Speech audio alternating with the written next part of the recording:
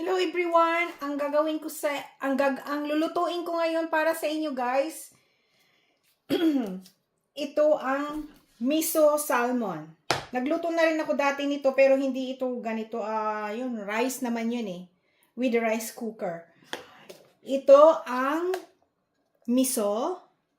Tapos, itong salmon, timplahan nyo na ng asin at saka paminta. So, at saka, ano ba tawag nito? Garlic powder. I-marinate nyo muna ng mga 5 to 10 minutes. Yan, na-marinate ko na. And then, budburan nyo siya. Bago nyo iprito ng konti, budburan nyo ng, tawag nito,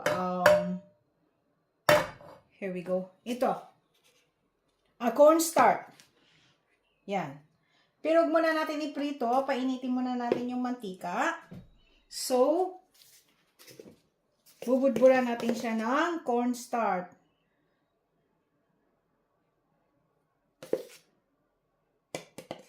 Yan. Bago natin siya iprito. Okay? Ganito guys. Ganito siya. Yan.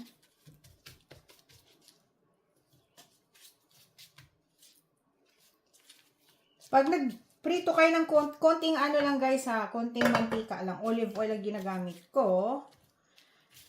Yan, para hindi siya dumikit masyado. At saka pag nag-ano na siya, lagyan natin siya ng sauce, lalo siyang malapot. Kaya may cornstarch, okay? Yan. Tapos, pag mainit na yan, okay na yan, here you go. Iprito nyo na. Yan. Kunting mantika lang guys. Para maprito lahat pati loob, takpan nyo ng aluminum foil. Yan. Guys, mahina lang ang apoy ha. Small lang siya. Yan, takpan nyo para yung loob, lutong-luto. Okay? So, gagawa tayo ng sauce. Ito, miso. Ang main natin is itong miso. 1 tablespoon ng miso. Where is it? So guys, 1 tablespoon ng miso. Okay. And 1 tablespoon ng Japanese osake. Rice wine. And 1 tablespoon ng mirin, Japanese mirin. And 1 tablespoon ng soy sauce, Kikkoman soy sauce. Yan. And 1 tablespoon ng sugar. Red sugar or white sugar, guys. Wait lang. So, 1 tablespoon ng white sugar or brown sugar. Nasa sa inyo, guys. So, i-mix nyo yan siya. I-mix nyo ng mabuti, ha? Yan ang gagawin nating sauce pag pakulo ng ating fish. That is salmon miso. Miso salmon.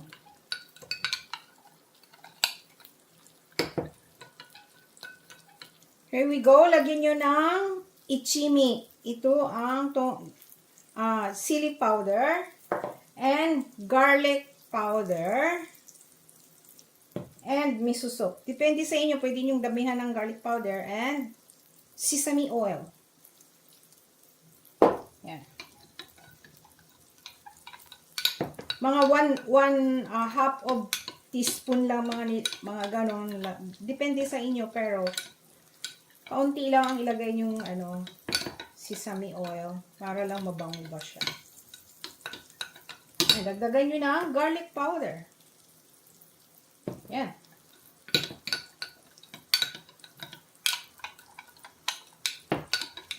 And yung iba, naglalagay ng honey. Hindi na. Para professional ang taste niya. Ito yung sauce na natin. Miso. Tignan nyo guys, oh. Oh, pag nabalot siya ng cornstarch, hindi siya masyadong magkahiwalay-hiwalay. Ganyan. Yan. Medyo brown-brown guys ha. Ngayon, kasi pakukuluan natin yan dito sa ating sauce. Wag muna. Medyo brown yung both side. Okay? Check natin, ha? Ganyan na siya, oh. Tignan mo, ang ganda ng kulay. Wow! Dito na natin ilagay ang miso, yung sauce niya. So, yan. Zarang. Yan.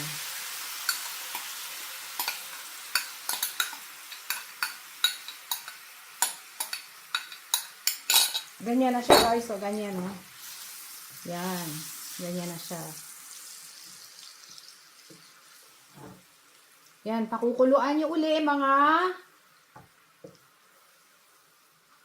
7 minutes lang. Okay? Low heat lang, guys, ha? Low heat.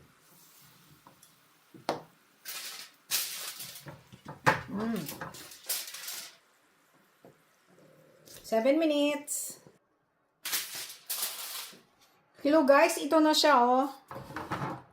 Yan, di ba? Ang lapot. Ito ang miso salmon. Yan. Tsaka, sarap niyan sa kanin. Diyos ko. Yan. Yan. Sarap. Sarap.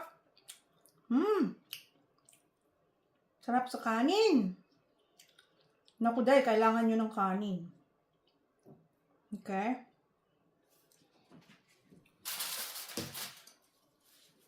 Wait lang. Hello guys, ito na ang ating Japanese miso salmon. Yan. Masarap yan sa kanin. Okay? Thank you for watching, guys. Please subscribe, like, and share.